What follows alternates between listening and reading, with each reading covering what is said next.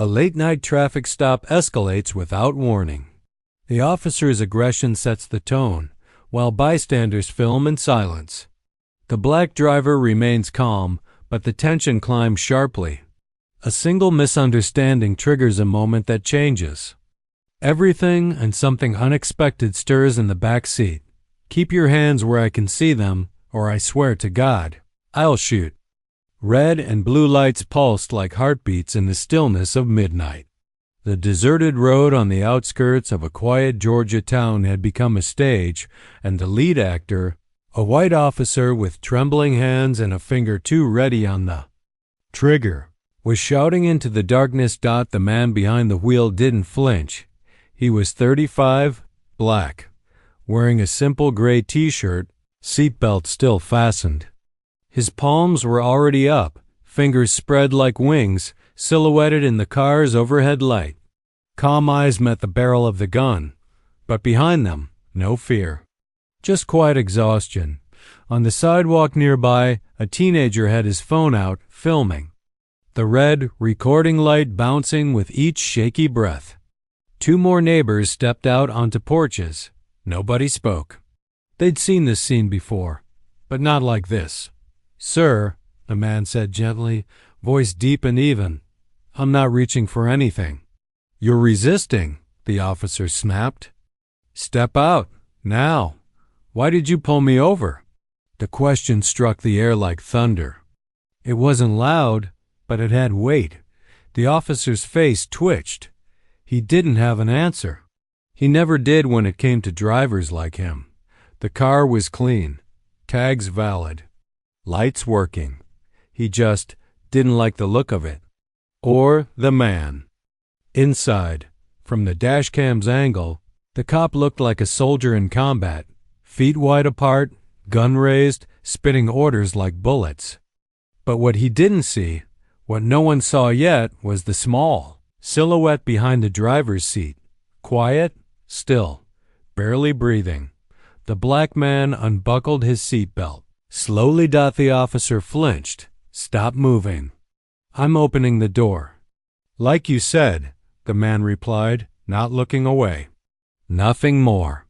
The click of the door echoed. As it opened, the streetlight caught something in the man's hand, shiny, silver. The officer reacted on instinct. Bang! Bang! 2 shots fired. Gasps from the bystanders. A scream from the porch. The teenager dropped his phone. The man staggered. Back not from a bullet, but from the force of being shoved by air and accusation. The weapon hit the ground with a metallic clink. A keychain. Just a keychain. "Jesus Christ," someone whispered. He didn't even do anything. The officer stood frozen, gun still raised, breathing hard, his eyes wide as reality clawed its way back in. His target was still alive. The bullets had missed, barely. But the damage was already done. The man knelt slowly, picked up the keychain with quiet hands. "That," he said, holding it out, "was for my daughter." As if on cue, a soft voice called out from inside the car, "Daddy?" Heads turned. The back door creaked open. A little black girl, no older than 6, stepped out barefoot in pajamas. Her tiny face peered at the flashing lights, the screaming siren, the gun still pointing at her father. "Why are they yelling at you?" she asked. No one could breathe. The officer lowered the gun a fraction. The girl's eyes locked onto his dot, and then she said something that made every bystander step forward. Every camera phone rise again. Every porch light flicker like a courtroom. "Spotlight," she said. "You look scared. Did my daddy scare you?" The officer blinked. He had no answer. Just a gun. Just silence. And a world that had just started paying attention. Blue lights danced across the cracked pavement like sirens on water. The silence after the shots had turned thick, sticky with confusion, fear, and shame. The officer, badge number 6421, Officer C. Hardin, stood frozen, his Glock still warm in his trembling hand. Across from him, The black driver knelt beside his daughter, shielding her instinctively. Even now, he hadn't flinched when bullets flew. But when she stepped out from the car, barefoot and blinking in the chaos, something inside him had almost broken. A crowd had formed fast. These things didn't stay quiet anymore. "Yo, live stream that," someone whispered, and 3 phones turned vertical at once. From across the street, a woman called out, "Is she okay? Somebody check that little girl."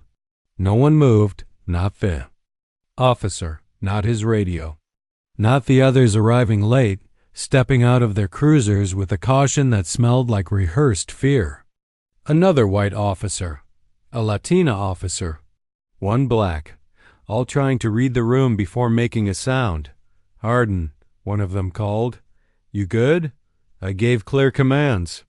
He reached for something shiny. The others looked down. The silver keychain, a little teddy bear hanging from it, lay in the middle of the road like a murder weapon in a courtroom drama. "That's what you fired at?" The Latina officer said under her breath. "Protocol," Hardin muttered. I followed. "Protocol." The crowd laughed, bitter, sharp, painful. A kind of laughter that wasn't joy. It was a verdict. "Your protocol almost made that girl an orphan," said a tall man near the back, his arms folded. "And you think we're the threat?" The little girl clutched her father's hand. "Daddy," she whispered. "Did I do something wrong?" "No, baby," he said softly. "You did everything right." The body cam on Officer Hardin's chest was still recording. He tapped it twice, maybe to prove something.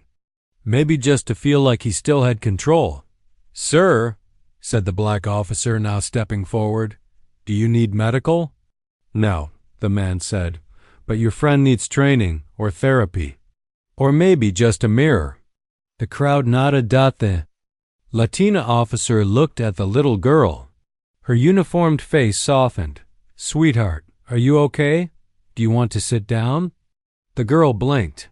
"Why did he shoot at my daddy?" The Latina officer swallowed hard. She had no answer. And then the teenager with the phone stepped up. "I'm streaming this on TikTok," he said. 170,000 views already. They're calling her the bravest kid in America. "Tag me," someone shouted. "I saw everything. He didn't do nothing." The camera panned to the officer's face, beads of sweat forming.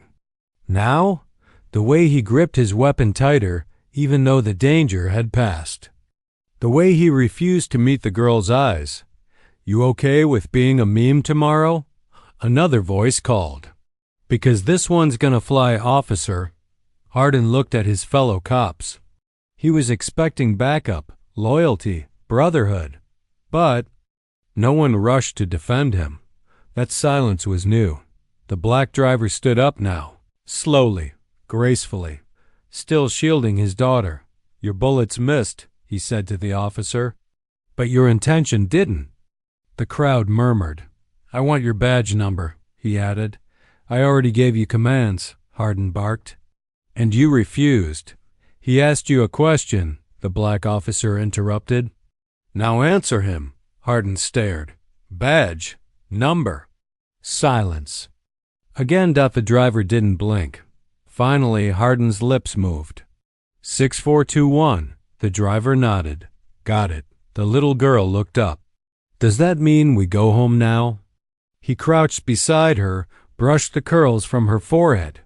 "Not yet, baby, but we will. And when we do, you'll remember that you were brave."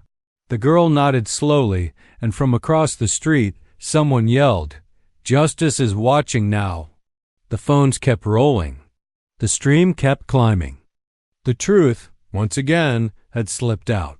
One live stream, one child, and one badge number at a time. By sunrise, the video had crossed 12 million views. By 9 a.m., every major news outlet had the clip plastered across their homepage. By noon, the world knew the little girl's face and the words she said. "You look scared. Did my daddy scare you?" It was more than a quote. It was a mirror. held up to a system too used to looking away. At the precinct, Officer Hardin sat in an empty conference room, the hum of the overhead light louder than the voices in his head. The internal affairs officer across the table pressed play on the footage for the 5th time. Hardin couldn't. "Stop twitching. I followed procedure," he said again. "Did you?" The IA officer asked, not looking up. He reached for a keychain. Hardin rubbed his face. "How was I supposed to know there was a kid in the back seat? That's the point, isn't it?" A silence. "You didn't ask." Hardin leaned back. "Now I'm the villain?" Outside, reporters were crowding the gates. Chants of "no justice, no peace" echoed faintly through the walls. The department's PR manager burst into the hallway just beyond the conference room. "We need a statement, something. Anything. This is spiraling." A junior officer offered, "Can't we just suspend him quietly?" "Quiet?" she snapped. CNN just looped the clip with the words, "Why was this man targeted?" Over. His badge number. Inside the room, Hardin's jaw tightened. That man, he wanted it to go viral. He acted calm on purpose. "You're saying he baited you?" Io raised an eyebrow. Hardin didn't reply. Because deep down he knew. Man hadn't baited him. He had just refused to cower. Across town, in a modest home with peeling paint and a swing on the porch, the man sat with his daughter in his lap, scrolling through the comments. "She's braver than most grown men." That cop looked terrified of a teddy bear. "Wait, isn't that Elijah Dorsey?" He stopped. The last comment made his eyes narrow. The name had been dropped out. His name. Not many knew it yet, not from the video alone, but someone remembered.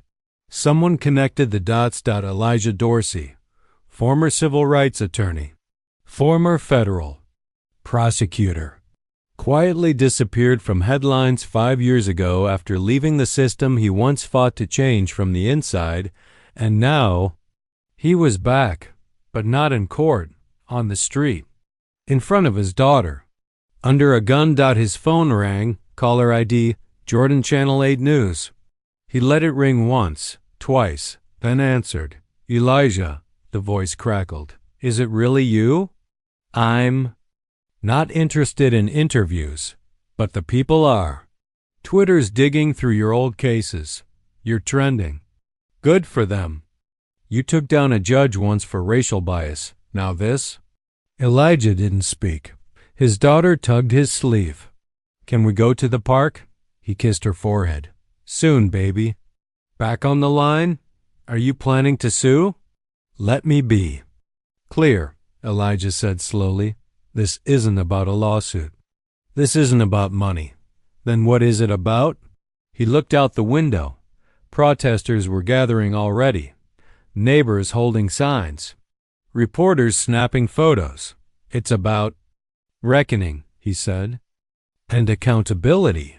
The kind that can't be settled behind a desk." Inside the station, Hardin scrolled through Twitter under the table. At Elijah, the law was trending. Clips of past courtroom speeches, awards, commendations. A montage someone made with the caption, "The man you tried to silence already had a microphone." Hardin's throat felt dry. He wasn't just a father. He was a symbol. And now, the whole country was watching. By 3 p.m., the department had no choice but to issue a statement. "We take incidents involving use of force seriously and are launching an internal investigation. The officer involved has been placed on temporary administrative leave." It wasn't enough. Comments flooded in. Temporary leave? He almost killed a man. A teddy bear. Let that sink in. Why isn't he arrested? The storm was only beginning.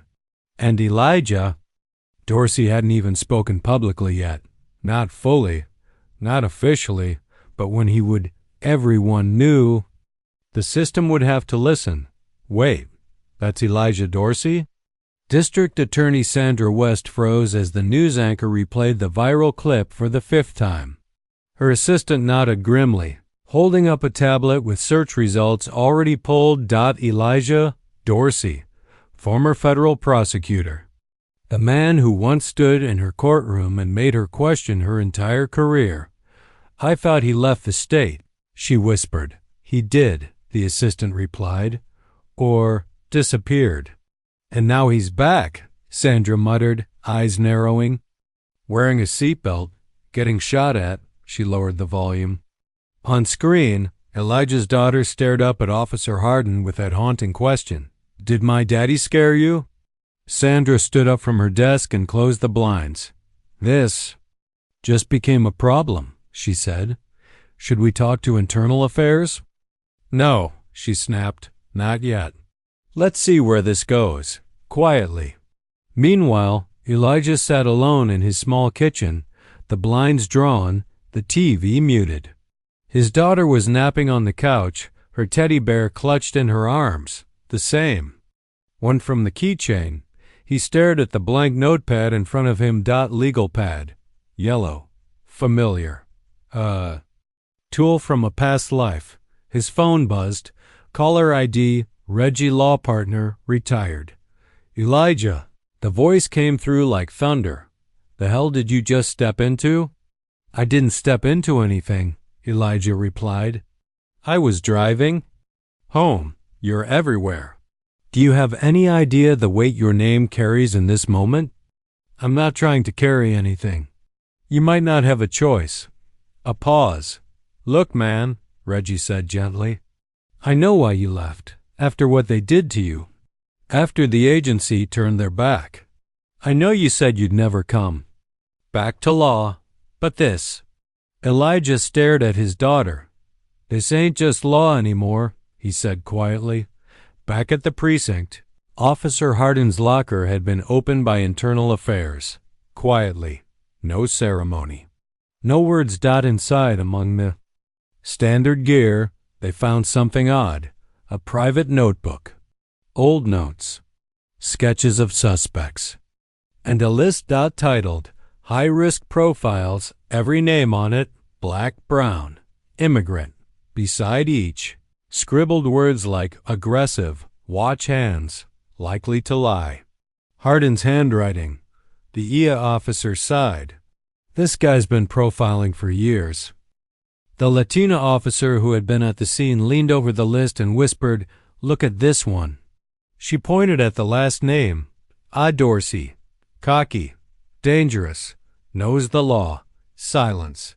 They knew each other. She said, No, Ia. Replied slowly.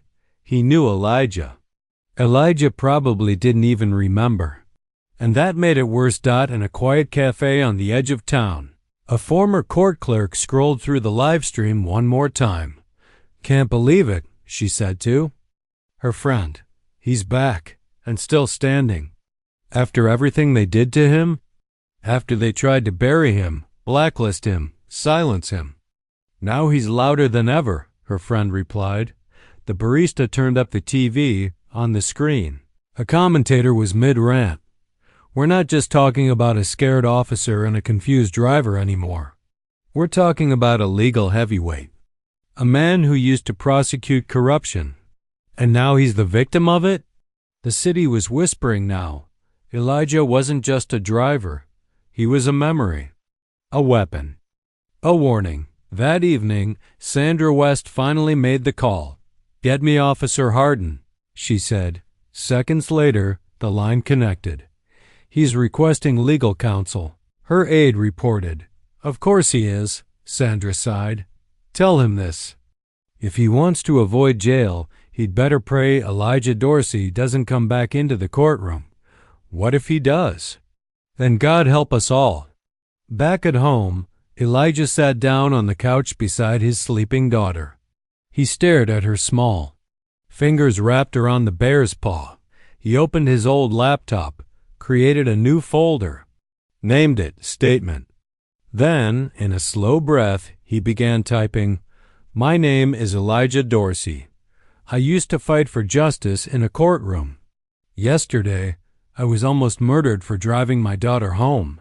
He didn't stop typing, not until the first draft was done. Not until the old fire in his chest, the one they tried to snuff out, came roaring back. A full 48 hours had passed since the incident. No charges. No apology. Just silence. From the badge that fired and the system that backed it. Until now. Elijah Dorsey, the man the country had watched nearly get shot on camera, broke his silence with a 3-minute video posted from his living room. No dramatic lighting, no dramatic music. Just him. A legal pad in his hand, and the truth in his voice. The video began simply, "My name is Elijah Dorsey. I used to be a federal prosecutor. Today I'm just a father who almost watched his daughter become an orphan." Within minutes, it was everywhere. He didn't raise his voice. He didn't curse. He didn't beg, but he spoke with the kind of weight that comes from living too long under the wrong kind of pressure. I cooperated. I complied. I didn't resist. And yet, a gun was pointed at me. Fired at me. Not because of what I did, but because of what I looked like. That's the part America keeps forgetting. I didn't plan to become a story. But since I am, let me finish it. The internet exploded. Every line he said hit like thunder. This is not just a father, this is a courtroom warrior. We better protect that little girl like she's ours. CNN called the statement uncheckable. MSNBC called it surgical justice. Fox News called it provocative. But no one could ignore it. Even the mayor had to tweet, "Mr. Dorsey's words deserve attention. We will pursue a full investigation."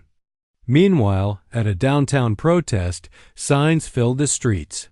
She had a teddy bear, not a threat. "We stand with Elijah. Badge 6421 must go." The chants weren't angry. They were clear. This wasn't just a fight. For one man. It was for every father pulled over. Every child who saw blue lights and thought, "Is this it?" At a local newsroom, veteran journalist Ava Cole leaned over her desk, scanning a new tip that had just come in. Officer Hardin's disciplinary file leaked. 5 previous complaints. All buried. 3 of them involved traffic stops with black drivers. 1 involved a missing body cam recording. None led to punishment. But 1 entry caught her attention. Internal note, Year 3 of service. Officer exhibits signs of over-escalation during stops involving minority drivers. Retraining recommended. Recommendation ignored. Supervisor promoted. Hardin, unchecked. Ava whispered under her breath, "They knew." She slammed her hand on her desk and stood up. "Get me an interview with Elijah Dorsey." Back at home, Elijah sat beside his daughter as she colored quietly on the kitchen floor. "Are we famous?" she asked, glancing up. He smiled. "Kind of." "Will the bad man come back?" He paused. "Not if I can help it." She drew a picture, a stick figure of her dad holding her hand, and beside them, a teddy bear with a little badge that said, "Hero." He blinked. Hard, outside, cameras were already being set up. Reporters knocking. Neighbors cheering. But Elijah wasn't preparing for fame. He was preparing for court. The police department, meanwhile, was spiraling. Officer Hardin had officially retained legal counsel. The chief of police had canceled 2 public appearances. And internal pressure was mounting. "This video changes everything," said the assistant commissioner. He didn't threaten. He didn't scream. He simply told the truth. "Yeah," someone replied. "And now we're the ones on trial." That night, Elijah posted again. Just 4 words. "The law remembers me." And beneath it, an image of his daughter holding her teddy bear, standing on the courthouse steps. The post shattered records. The movement had a leader. The courtroom had a voice. And justice? Justice had a deadline now. The courtroom smelled the same. Polished wood, cold marble, recycled air, and fake calm. Elijah hadn't been in one for 5 years. Not since he walked away from law after they let a crook judge walk free on technicalities. But now, he stood in front of the same bench, not as a prosecutor, not as an attorney, just a man and a witness. "State your name for the record, Elijah Dorsey." "And your profession?" He paused, looked over at the row where his daughter sat quietly with a trusted family friend, then turned back to the mic. "I used to be a federal prosecutor. Now I'm just a father trying to keep his daughter alive." Murmurs rippled across the gallery. Officer Hardin sat across the room, his suit tight at the neck. He avoided eye contact. His lawyer whispered in his ear. Cameras weren't allowed, but dozens of reporters scribbled every word. The prosecutor questioning Elijah adjusted his glasses. "Tell us what happened that night in your own words." And so, Elijah spoke not with anger, not with rage, but with precision. "I was pulled over with no cause. I was told to keep my hands up, which I did. I was shot at for moving exactly as I was ordered to and all of it happened with my 6-year-old daughter in the backseat." The judge leaned forward. "And what were you holding when the officer fired?" Elijah reached into a plastic bag beside him and held up the silver item. "A keychain," he said, "shaped like a teddy bear. My daughter gave it to me after her school art fair, said it was for good luck." Dead silence. Even Officer Hardin's lawyer closed his eyes for a moment. The prosecutor continued, "Do you believe the officer feared for his life?" "No," Elijah said plainly. "I believe he feared my confidence. He feared a black man who knew his rights and didn't shrink under pressure." More murmurs. This time louder. The judge pounded his gavel once. Order. Meanwhile, outside the courtroom, protests had now spread to multiple cities. But something else was shifting too, within the department itself. One by one, former colleagues of Officer Hardin had stopped responding to his texts. His former supervisor released a public statement. "What happened was not representative of our values. We support the investigation fully." And the Latina officer who had stood next to Hardin during the stop requested to speak privately to Internal Affairs. Her testimony changed everything. "He's always been jumpy around black drivers," she said. "It wasn't about danger. It was about dominance. He wanted control." Back in the courtroom, Elijah finished recounting the final moment. "When my daughter stepped out, barefoot and scared, and asked, 'Did my daddy scare you?' I realized something. This system doesn't need another courtroom speech. It needs accountability that doesn't come with a price tag." The judge stared at him for a long moment. No further questions. The prosecutor said as Elijah stepped down. The courtroom didn't clap, but the silence felt like applause. Respectful, reverent. Hardin shifted uncomfortably in his chair. His lawyer leaned in. "We're losing this."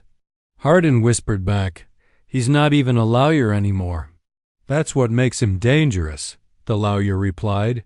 "He has nothing to prove, just something to protect." Outside, Elijah exited the courthouse. To a wall of microphones, he didn't stop for interviews, just reached down, took his daughter's hand and said, "Ready to go home, baby?" She nodded. "Will they make the bad man say sorry?" Elijah paused. "They might," he said. "But I'm not here for an apology. I'm here so no other daddy has to go through this again." The clip was grainy, dated, fuzzy sound. Timestamp, October 2019. But there was no mistaking the man in the video. Officer Hardin younger, less gray, but the same sharp jaw, same short fuse, pulling over another black driver. No weapon, no resistance. Just Hardin yelling, then shoving, then tackling. And in the background, a voice screaming, "He didn't do anything." The video had never made the news. Never reached a court. It had been quietly filed away after the driver, accepted a settlement and signed a non-disclosure agreement. Until now. Whistleblower from inside the department leaked it to investigative reporter Ava Cole, the same woman. Chasing Elijah's story. She watched the footage 5 times before calling her editor. This wasn't his first time, she said, voice shaking. Hardin's been violent for years. The headline dropped an hour later. Breaking. Officer and Dorsey case had prior brutality. Complaints, one silenced with cash. The story blew up across networks. This time, even conservative anchors struggled to spin it. We stand by our officers. But repeated use of force complaints can't be ignored, one said. This isn't about politics. It's about pattern, another admitted. In the mayor's office, chaos had taken over. Get me the police chief, she barked, and start prepping a public apology. One advisor spoke quietly. If the union protects Hardin after this, we'll lose the city. They won't protect him, the mayor snapped. Not this time. At the same moment, Officer Hardin sat in his apartment, alone, curtains drawn, TV off, phone buzzing nonstop. He scrolled through a storm of hashtags. Hashtag justice for Elijah, hashtag fire Hardin, hashtag he knew what he was doing. The leaked video had made him viral again for the wrong reason this time. His phone rang. He answered, voice low. Yeah? It was his union rep. You're on your own, Chris. What? We can't back this. The department's looking to cut you loose. You're a liability now. You said they'd protect me. Not when there's a paper trail this thick and a child on every poster. The line went dead. Meanwhile, Elijah was back at the park with his daughter. Cameras were hidden behind trees. Reporters watching from benches, but for a moment, it was just the two of them. She climbed a slide. Called down. Can we be normal again? Elijah smiled. We're trying, baby. Then his phone buzzed. Ava Cole, he answered. I saw the article. Thank you. I think you should read the full file, she said. He had 6 other stops flagged, the department knew. They just looked away. Are you going to publish them? A pause. Not unless you say yes, Elijah exhaled, looked at his daughter. Then said, let's finish the story. That night, the internet exploded again. Ava's follow-up article named every incident, every complaint, every officer who signed off. The most chilling part? 3 of the stops involved teenagers. 2 of them never filed complaints out of fear. Had moved states. But now they were speaking up. He made me get out of the car barefoot. He kept saying I looked like someone. He said I had attitude when I asked for his name. Elijah posted nothing that night. He didn't need to. The truth was speaking for itself now. The final blow came from an unexpected place. Video from Officer Hardin's academy training resurfaced, a simulation tape where he was being evaluated. Instructor's voice could be heard, faint but firm. You escalate too fast. You assume too much. That'll get someone killed one day. And now, everyone knew. By morning, the headlines were everywhere. DAC confirms grand jury will hear evidence against Officer Hardin, whistleblower. Alleges cover-up inside police training program.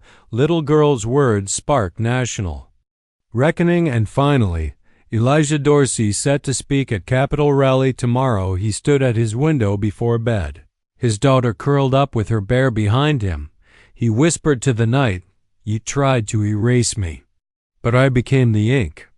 The sun beat down over Washington, D.C. Steps of the Capitol packed with people, signs in the air, chants echoing. In the front row, mothers holding photos, some of sons lost to violence, some of daughters stopped for nothing. But today, they came for Elijah Dorsey. A podium stood at the center. The mic crackled, and then he stepped forward. No suit, no tie, just a black shirt, jeans, and his daughter holding his hand. The crowd quieted. He cleared his throat, eyes scanning the sea of faces. Then spoke. He could have shot my daughter. Silence. You don't know fear until you see red dots on your windshield and a child in the backseat too scared to cry. You don't understand rage until you're told to put your hands up while hearing your baby scream. He paused. The Capitol behind him shimmered in the heat. This isn't just about me, or her, or even him. It's about how fast a man with a badge can erase a black family and how slow justice is to follow. The crowd erupted. Tears, fists raised, flags waving. Some chanted his name. Others just wept quietly, but Elijah didn't soak it in.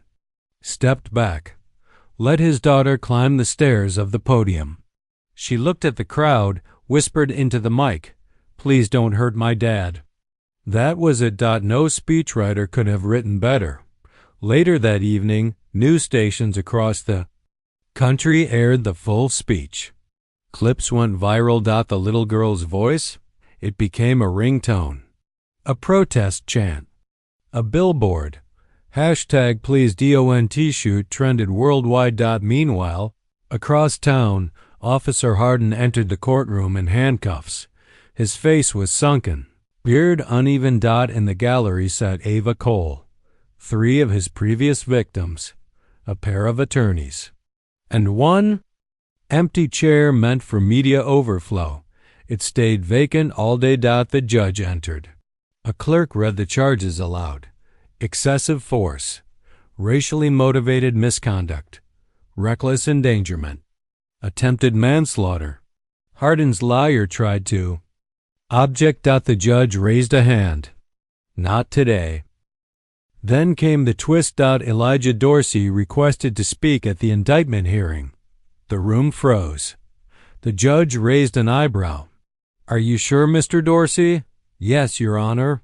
He stepped forward, stood a few feet from the man who nearly killed him. Everyone expected rage, but Elijah looked calm. I don't forgive what you did, he began, and I don't forget the terror in my daughter's voice that night. But if all we do is punish you, the system stays the same. You were trained to see me as a threat. That training failed you and almost destroyed us. He turned to the court. I want justice, but I also want change. Charge him? Yes, but investigate the entire training structure that built him. Otherwise, we'll just trade one badge for another and nothing will change. Gasps. Some clapped. Others were stunned. Even Hardin blinked, for the first time showing something close to shame. The judge leaned back. Duly noted. That night, Ava Cole published her final article on the case. The man who chose reform over revenge. In interviews, Elijah stayed quiet. He turned down Netflix, declined book deals. He wasn't chasing fame, just freedom.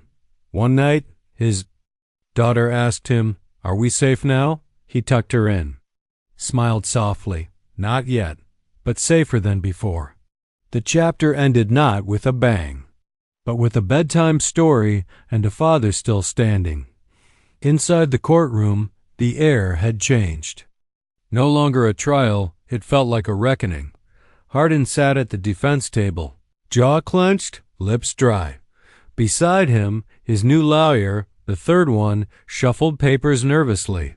On the prosecution side, a woman named Darlene Ramos rose. She was short, wore thick glasses, and spoke like a blade, clean and quick. "Your Honor," she said, "we now present the internal misconduct files of Officer Matthew Hardin." The judge blinked. The gallery leaned forward. The screen behind her lit up. 12 prior complaints, 4 from black citizens, 2 from children. All investigated, all cleared. Darlene continued. He was accused of punching a teenage boy during a stop, pulling a gun on a pregnant woman, using a racial slur during a school patrol, and every time it was brushed away. Gasps filled the room. Then, from the side door, another figure entered. Detective Carson, still in uniform. Silver hair. Wrinkled face. He stepped up to the stand. The judge raised an eyebrow. You weren't on the witness list. I asked to be added this morning, Carson said. I was one of the officers who trained Matthew Harden. Dead silence. We knew he had issues with control, Carson said. He liked to dominate a room. Never listened in de-escalation sessions. Called protests the circus. But the department didn't just ignore it. They promoted him. The room exploded. The judge banged his gavel. Order. But the truth was out. Carson wasn't done. This isn't about one bad cop, he said. It's about the culture, the quiet emails, the erased body cam clips, the look the other way supervisors. I'm retiring next month. But I won't. Leave without telling the truth. The courtroom didn't applaud. It sat stunned. Elijah sat in the back row, not smiling, just breathing deeply. Beside him, Ava Cole scribbled furiously into her notepad. Next day, her article hit every major outlet. You protected him for years, and now he's not the only one on trial. City officials scrambled. The mayor issued a statement. We will open an independent investigation. The police chief resigned before noon. 2 lieutenants were placed on leave. 1 internal affairs officer was fired that evening. Outside the courthouse, protests flared again, but this time not in anger. In demand. Systemic reform. Not just accountability. Meanwhile, Officer Harden remained silent. No testimony. No apology. He simply stared at the floor. Even when cameras flashed. Even when his mother appeared in the gallery, sobbing silently. That night, Elijah and his daughter ate dinner on the floor. Picnic. Style, grilled cheese. Orange soda. News playing softly on mute. Daddy, she said. Are the bad people gonna be gone now? He looked at her. Some of them, he said. But the rest will keep showing up. Until they can't hide anymore. She smiled. Okay. As she slept, he watched the city lights outside. Sirens still echoed. Headlines still blared. But something was shifting. For the first time. The silence wasn't protecting them. It was breaking. The courtroom was breathless. After 4 weeks, over 50 testimonies, 3 viral news cycles, and 1 whistleblower bombshell, the judge returned with his final statement. Elijah sat with his hands folded. His daughter leaning against him, half asleep. Officer Matthew Harden, once celebrated, once untouchable, sat behind bulletproof glass now. We find the defendant guilty, the judge said, voice steady. On all 3 charges, reckless endangerment, unlawful discharge of a firearm, and falsifying an incident report. Gasps rippled. Tears welled. Some clapped. Others simply closed their eyes. But Harden didn't flinch, even as the judge said, he will serve a sentence of 12 years in federal custody. He looked straight ahead. Dead-eyed. Emotionlee. As if this world had always owed him something. And now it had stolen it back.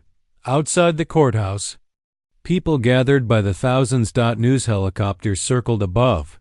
Placards read, Justice begins here. Say her name. No more silence. But Elijah didn't stop for interviews. He walked quietly, his daughter in one hand. A folded piece of paper in the other. Ava Cole caught up to him. Elijah, 1 question. Just 1. He paused. What would you say to Officer Harden if you had the chance? He thought for a long moment. I'd say, I hope you remember her. The child, her name is Maya. She grew up knowing you tried to end her father's life. Not because of danger, but because you couldn't imagine a black man driving a quiet street with dignity. He looked away, but now the whole world remembers her too. Later that evening, a vigil formed around the courthouse steps. Candles, silence, prayer. No. Anger. Just sorrow, strength, and a will to keep going. Ava read a letter out loud, written by Elijah to the ones who survived the bullets and the silence. This wasn't justice. It was the start. Let our children inherit courage, not fear, dignity, not apology. And may the ones who watch quietly never look away again. Weeks passed. Ardent sentencing made global news. So, did the reforms? Body cams made mandatory. Statewide anonymous complaint systems overhauled, mental health liaisons introduced in patrol units police. Training tripled in racial bias education, but Elijah never posted about it. No speeches. No interviews. Just one thing, a video. Posted on Maya's 5th birthday. It showed him reading a children's book to her. Under a tree, the title, My Daddy Didn't Flinch. The caption read, To every child whose parent came home and those who didn't, we see you. The clip went viral. Shared across classrooms. Used in training academies. Printed in textbooks. And Officer Harden? He never spoke in court. But 6 months into his sentence, a prison guard reported hearing him whisper a name over and over. During the night, Maya, Maya, Maya. Sometimes the last thing a man remembers is the moment the world stopped letting him forget.